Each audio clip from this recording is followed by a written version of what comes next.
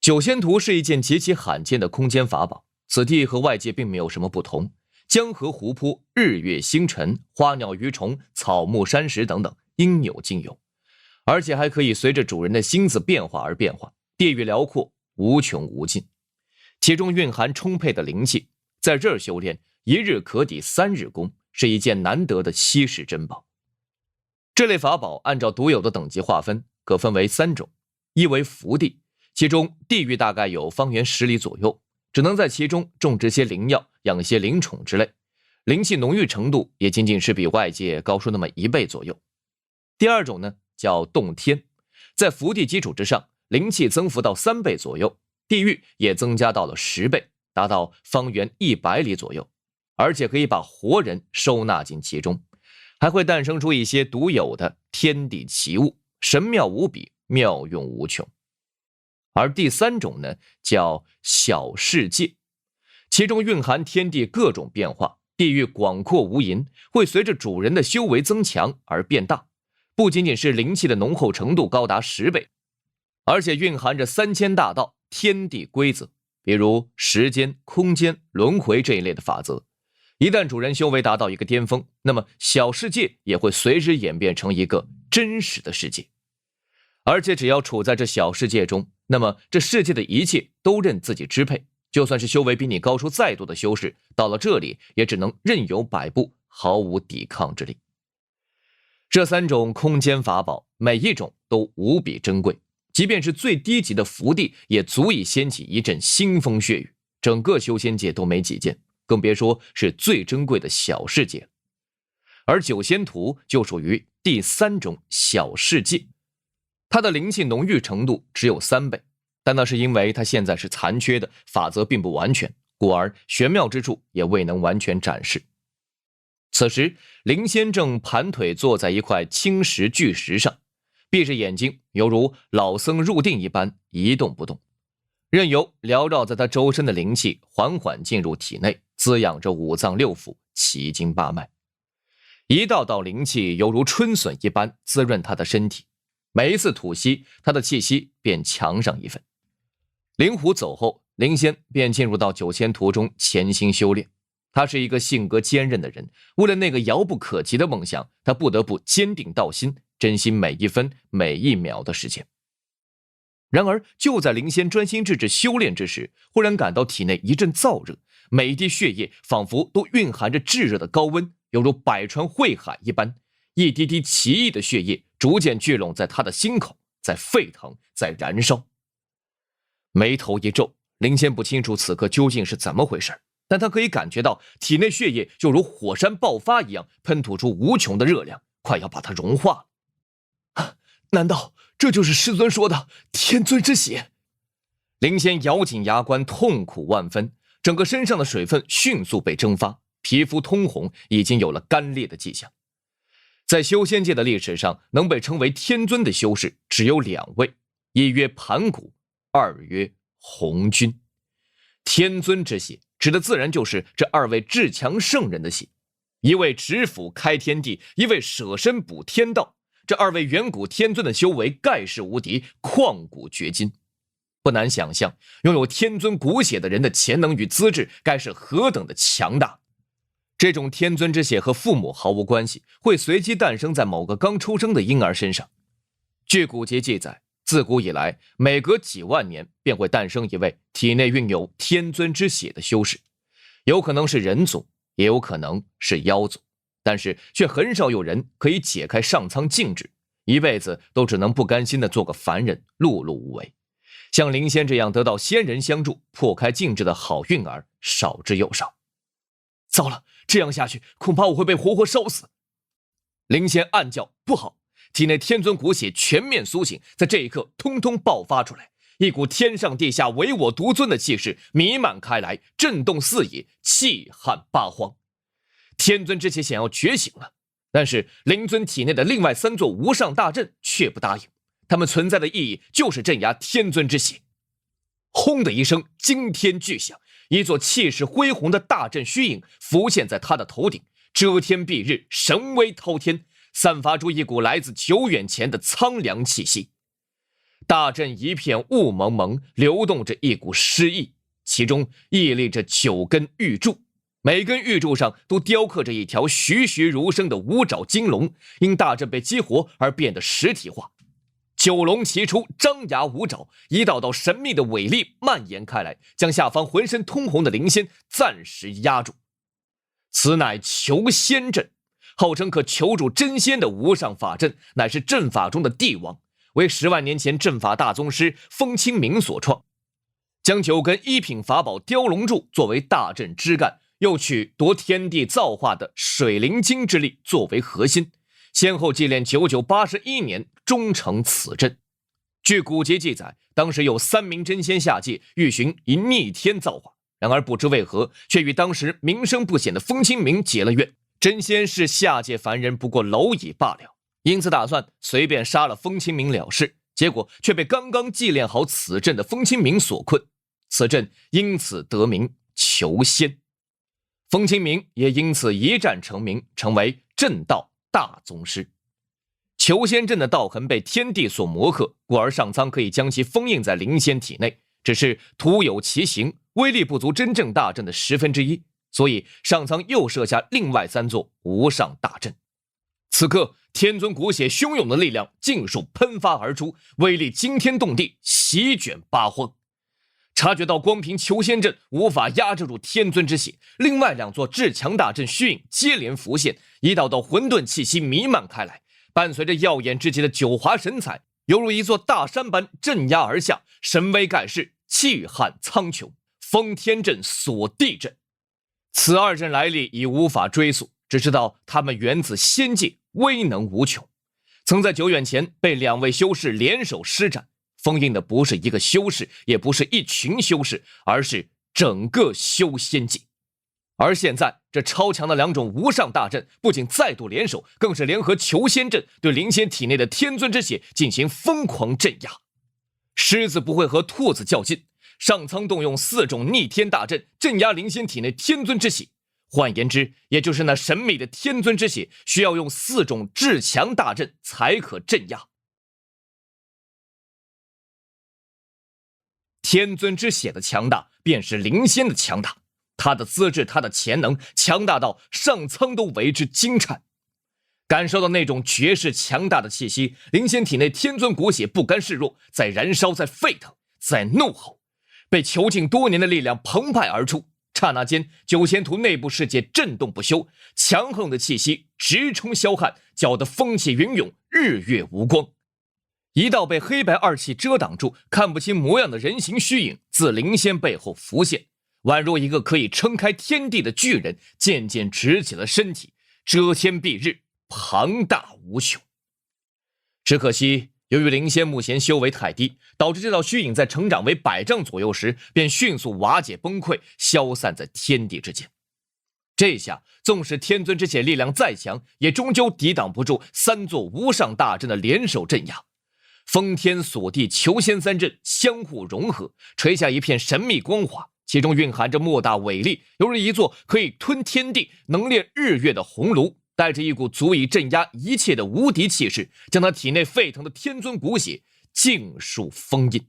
天尊血液渐渐趋于平静，潜藏在灵仙身体的各个角落。可承受着这股盖世神威的他，却痛苦地大叫一声，全身的骨骼噼里啪啦直响，仿佛要碎裂成千万块一样，疼得他脸色惨白，随时要昏厥过去。痛，深入骨髓的痛，无法言说的痛。灵仙冷汗直流，鲜血渗透了衣袍，一阵阵骨裂的痛楚传来，让他整个人不停地颤抖。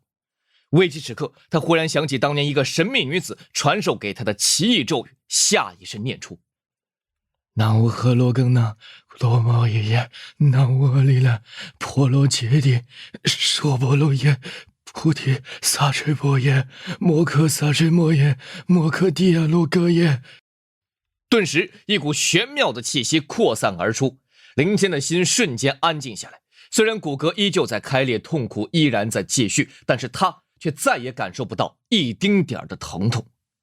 静心咒，修仙界9大神咒之一，具有安神宁心的妙用，可以让修士时刻保持冷静，坚守道心。乃是克制心魔的无上道法，为小雷音寺不传之秘，鲜有人知。灵仙双眸紧闭，口诵奇咒，背后浮现出一层乳白色光晕，呈波纹状，缓缓荡漾开来，将他衬托得宝相庄严。此刻的他内心一片空明，心神安静无比，无烦恼之乱心，无疼痛之扰神，犹如一朵出淤泥而不染的莲花，无尘无垢，清净无瑕。居然是静心咒！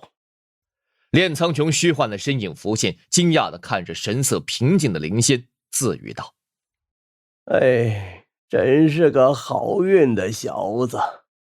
在被我破了困神阵之后，天尊骨血竟然会自主破阵，想必日后不用我帮忙，他自己就能解开全部的上苍封印了。在灵仙进入九仙图后，他就已经感知到了之后骨血沸腾与破阵苏醒，以及三大无上阵法先后浮现，联手镇压天尊之血这些事，他都很清楚。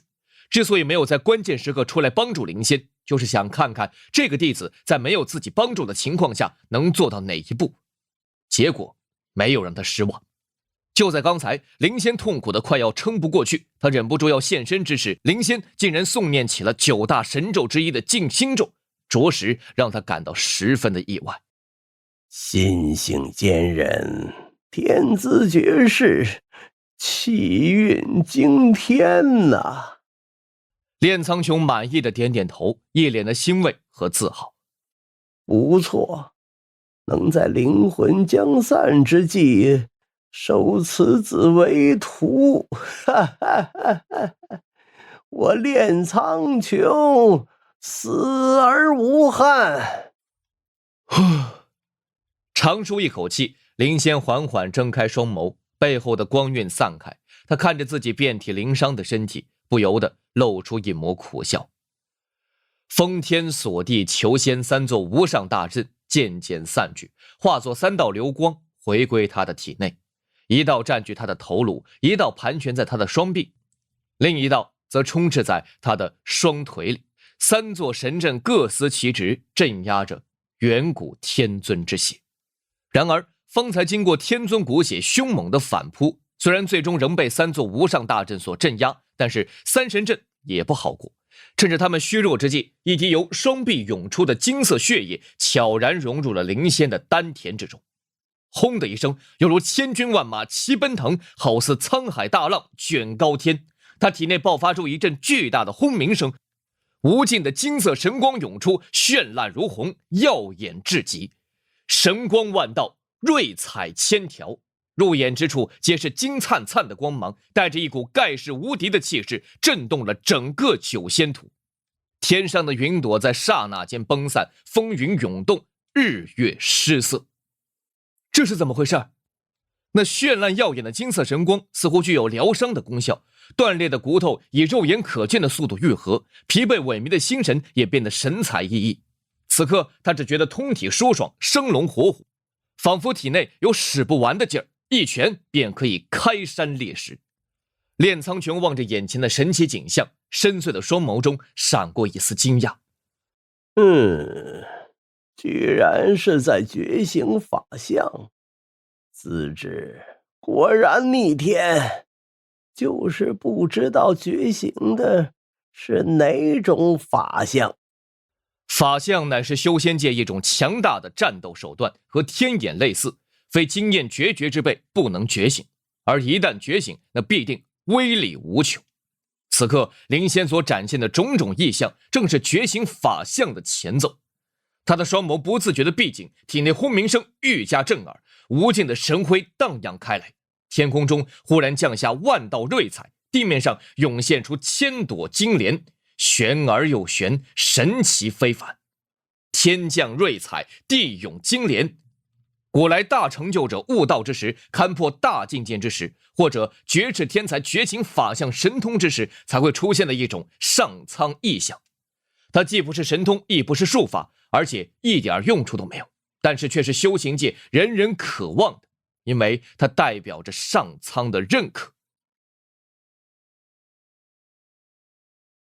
紧接着，虚空之中突然浮现出9条神威凛凛的金色神龙，在他们身前是一轮散发着无穷火光的炎日。9条神龙相互纠缠，张牙舞爪，追逐那轮血红色的大日。九龙逐日，又是一种上苍异象浮现。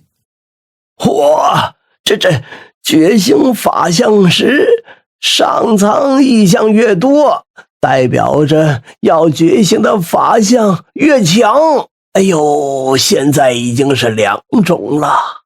最高的无敌法相觉醒时会出现3种异象。哟呵，难不成还会浮现1种异象？丹仙的眸中闪烁着震惊之色。按照常理来说，最起码要到元婴期才有觉醒法相的可能。灵仙以炼气期修为便能觉醒法相，以证明他的出类拔萃。这种情况上万年也不能见得一次，所以他认为灵仙最多觉醒的是最低级的法相，可没想到居然涌现出了2种上苍异象，而且看这个态势，势必还会有第3种异象浮现。果然，就在炼苍穹万分期待之时，那自灵仙体内涌现出的无尽金光忽然变化成了赤橙黄绿青蓝紫7种颜色，绚烂光芒相互交织，彼此融合，渐渐凝聚成一片迷离的光晕，在灵仙的头顶上组织成一个伞状的七彩冠盖，五光10色，绚烂如虹。先天华盖，第3种上苍异象耀世而出，遮天蔽日，连绵3万里。第3种异象，这小子可真生猛，在炼气期便可以觉醒出无敌法相，真是不可思议。天尊之血果然不得了哦！3种上苍异象在半空中闪耀着神秘的光辉，一个比一个绚丽，一个比一个神奇，代表着一种无敌法相即将出世，代表灵间的天赋冠绝寰宇。好在他此刻身处在9仙图中，没有被外界看到这3种足以震惊天下的异象，要不然恐怕整个大秦王朝都将陷入一片混乱之中。轰的一声，一道恐怖至极的气息传出，宛若惊涛骇浪席卷高天，3种上苍异象顿时消散，9仙图内的小世界也开始站立不安，古树折断，巨石崩毁，小世界的一切都摇摇欲坠，已经到了支离破碎的边缘。定！炼苍穹手捏法印，一声高喝，将小世界的草木山石定住，不为那道恐怖气息所摧毁。他看着双眸紧闭的灵仙，愈发期待起来。还未真正出世，便有如此神威，不知道是哪一种无敌法相？灵仙盘膝而坐，现在正处在一种类似昏迷的状态，根本不知道外界所发生的一切，是那种即将要觉醒的法相在控制着他。他体内传出千军万马一般的轰隆声，头顶的天空忽然变得一片漆黑，无穷无尽的星辰升上夜空，流转着道道星辉，壮丽而又神秘。一只金灿灿的大手自他背后浮现，纵横8000丈，绵延9万里，仿佛足以将苍天一手遮住。滔天神威弥漫开来，那广阔无垠的星空被巨手阻挡，整片天穹都暗淡下来，没有一丝的光亮。山河崩碎，星辰碎裂，那只巨手神威赫赫，好似一只远古天尊的大手，上可破9天，下可碎黄泉，流动着一股盖世无敌的气息，直冲霄汉，撼动八荒。只手遮天穹，居然是最强法相之一的只手遮天穹，了不得，难怪有如此威势。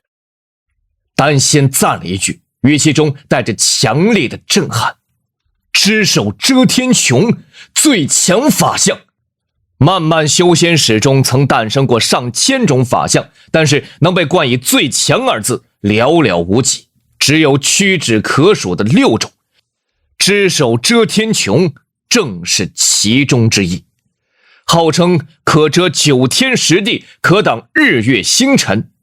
巨手横空，遮挡星河，那股无敌威势肆虐整个小世界。足足过了半晌，只手遮天穹方才散去。灵仙缓缓睁开眸子，入眼之处满目疮痍。师尊，发生了什么？难道这一切都是我破坏的？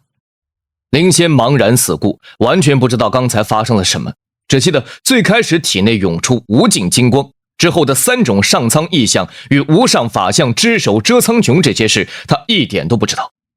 炼苍穹哈哈一笑，一挥袖袍，小世界顿时恢复如初。他看着茫然无措的灵仙，将方才发生的事情娓娓道来。听完丹仙的话，灵仙目瞪口呆，良久才回过神来。原来如此，难怪我感觉身体里似乎多了一种神奇的力量。那就是至强法相只手遮天穹的力量。嘿嘿嘿，为师都有点嫉妒你小子了，在炼气期便能够觉醒无上法相，就算谈不上空前绝后，那也称得上是凤毛麟角。自古以来，也只有屈指可数的2、3位大能才完成了此项壮举。师尊过誉了。灵仙面色微红，被炼苍穹夸赞了有几分不好意思，不过更多的却是一种骄傲。以炼气5层的修为，便觉醒了6种最强法相之一的只手遮天穹，放眼天下，纵观古今，有几人能做到？而他不仅做到了，还开启了至强天眼诸天象，这得多高的天资才能做到？毫不客气地说，一旦体内天尊骨血全面苏醒，灵仙的天资将高到一个旷古绝今的地步，未来成就不可限量。一点儿也不为过，这是你的天赋。都是天尊之血的作用。那就是你的运道。天尊骨血与父母无关，它会随机的诞生在某个婴儿身上，但是自古以来，天尊之血却不尽相同啊，也会和修为一样分强弱。有的人继承的骨血很少，有的人继承的骨血却很多。骨血越多，天资也便越强，潜力也便越高。还有这样的说法？那弟子体内的天尊之血是强还是弱呀？自然是很强。为师曾经有一个朋友，他也是身具天尊骨血之人，同样被上苍设下了封印，但是他体内的封印大阵只有一种，因为他身上的天尊骨血相对来讲比较少，比较弱，故而上苍只设下了1道封印。而你的体内足足有4种无上大阵，可见你身具的天尊骨血很多，很强大，强大到上苍要动用4种至高神阵来镇压你。闻言，灵仙心头一阵火热，万分期待这天尊之血全面觉醒的那一刻，那得爆发出多么耀眼的惊世之光啊！看他这副期待的模样，炼苍穹微微一笑：“加油吧，你体内的天尊之血已经能够自主破阵，只是碍于你的修为还太低。等到你强大起来，我与另外8位仙人再助你一臂之力，破除另外3座神阵不难。”“我会的。不过千万要切记，一定要戒骄戒躁，不可因你天资无双便不思进取，虚度年华。为师这一生见过太多的精彩绝艳之辈，但是大多都是无法坚定一颗向道之心，被修仙界的各种诱惑所扰，最终便如烟花一般消逝。师尊放心，弟子一定不会迷失方向。不错，孺子可教也。好了，你继续修炼吧，为师要休养喽。没办法，我现在是灵魂体，很虚弱，要靠沉眠来补充魂力。说完，他一闪身，化作一道流光，涌入那高耸入云的养魂山里。看来是要想办法帮一下师尊了。林仙眉头一皱，脑海中仔细搜索着有关于古籍上看到的各种奇药。以他现在的修为，不可能帮炼苍穹重塑肉身，但要寻一些温养灵魂的天材地宝还是可以的。过了片刻苦思无果，林仙只得暂时放弃，旋即盘膝坐好，双手掌心朝上，吸纳着虚空中源源不断的灵气。3天以后，朝阳初升，洒下淡金色的柔和光芒。林仙从入定中醒来，回到自己家中，匆匆洗漱完毕，换了一套崭新的白袍，往演武场赶去。今天便是林家1年1度的比武的日子了。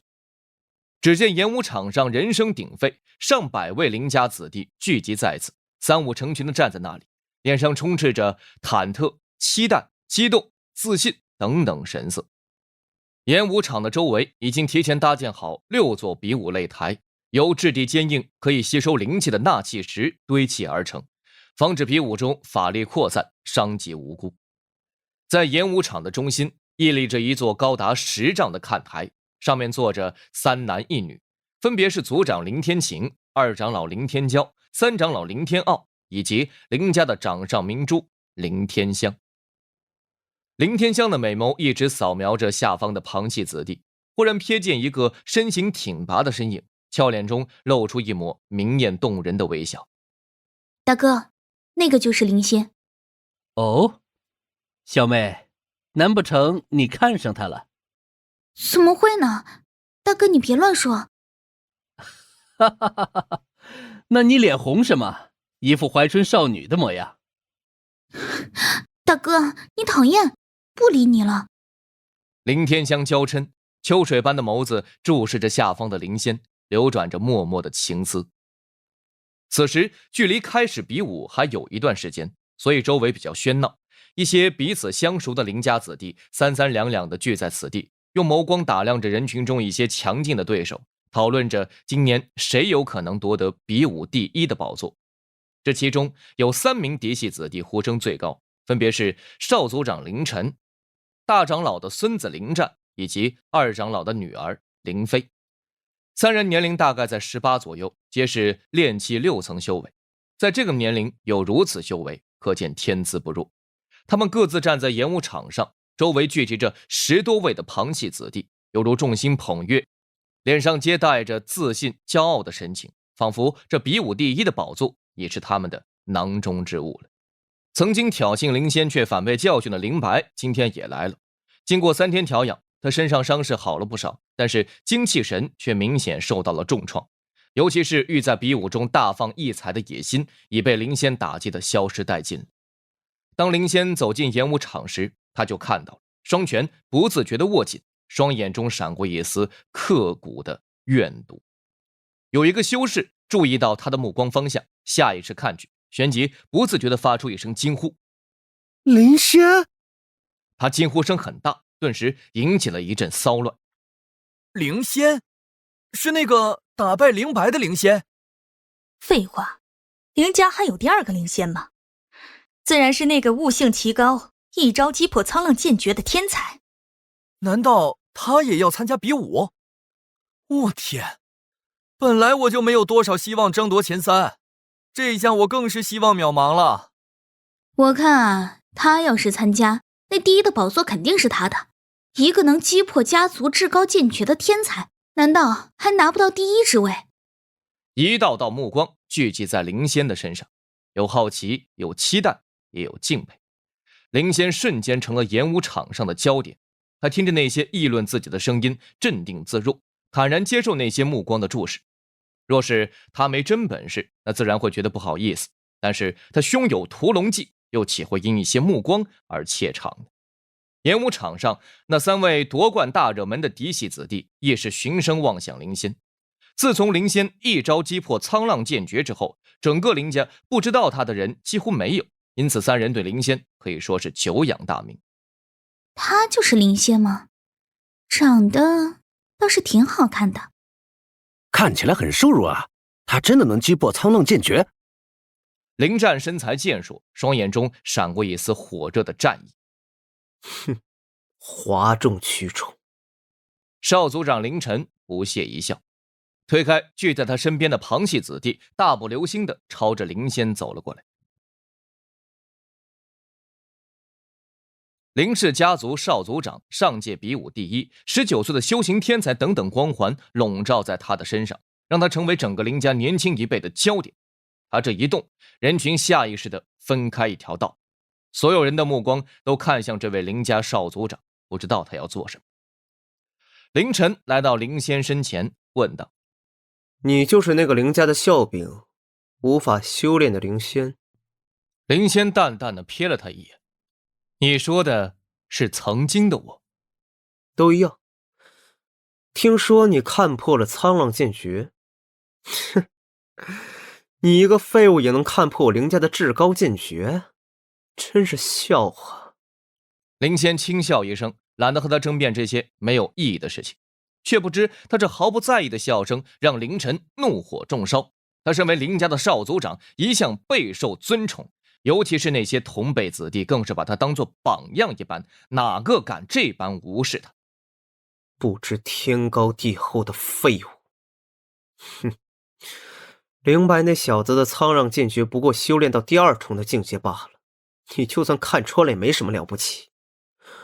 我会让你见识一下真正的沧浪剑诀，让所有人都明白，所谓的看破沧浪剑诀就是一个笑话。好啊，我等着。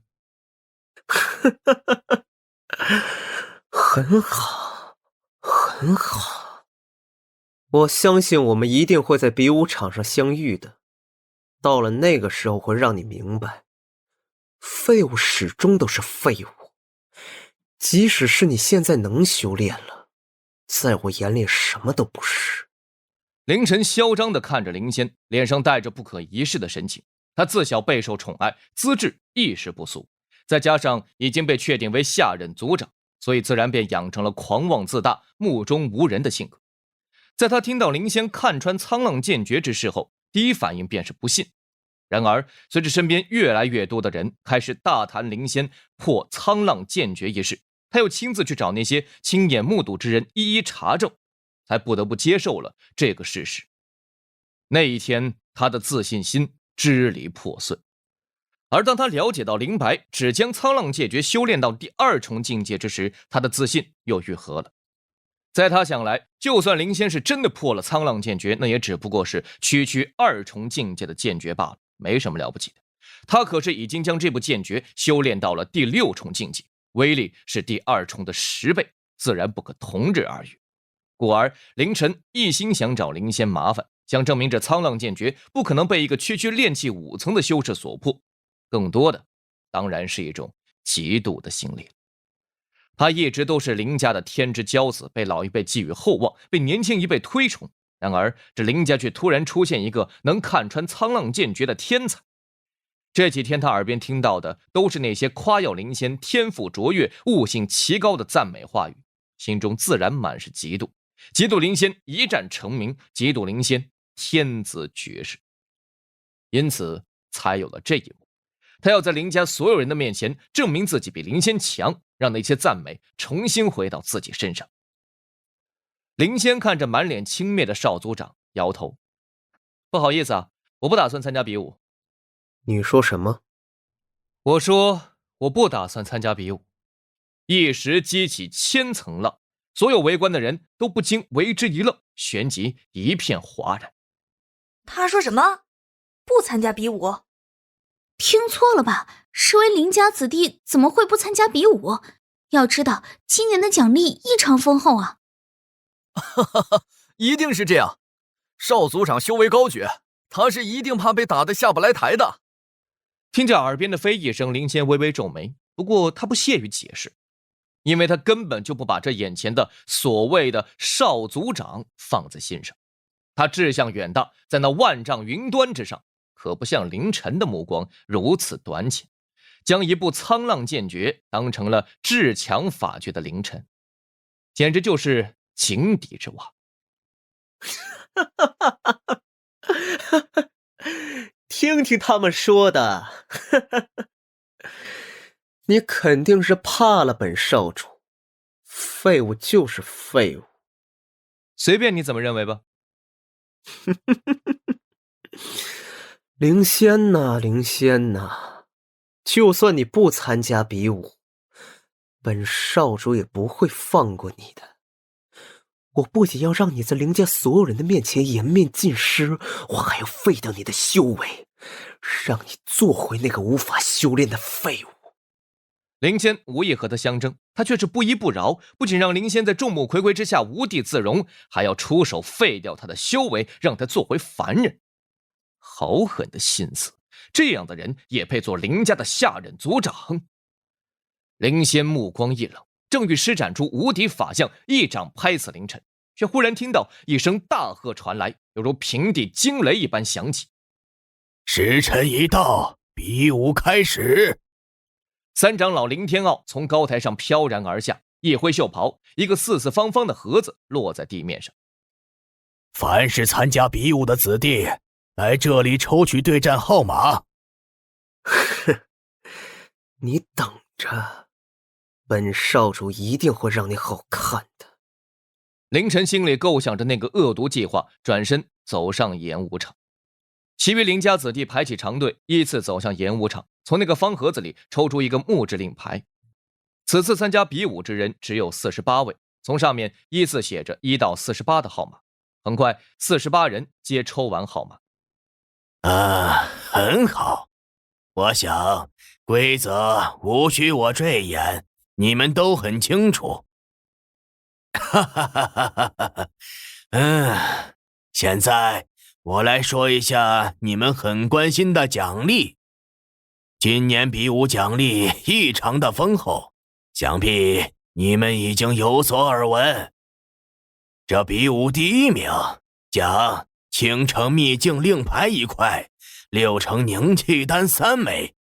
比武第2名奖倾城秘境令牌1块，沧浪剑诀前3重的修炼法诀。比武第3名奖倾城秘境令牌1块，2000块灵石。比武第4到第10名各奖励4成固本丹1枚，4成凝气丹1枚。